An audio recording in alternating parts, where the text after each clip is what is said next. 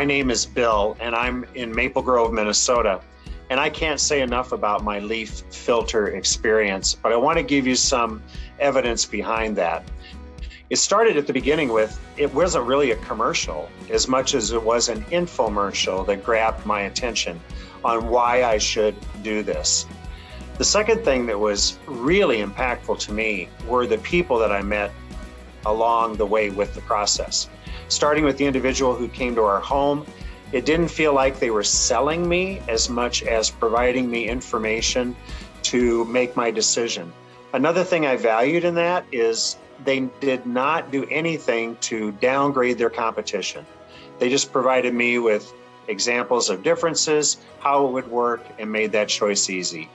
The final point I would make is the installation. I didn't even know they were there. They showed up, they introduced themselves, they cleaned up afterward. It was almost as if they had never done the work, but I know they did because of how effective the product has been for us. I can't say enough good things about LeafFilter.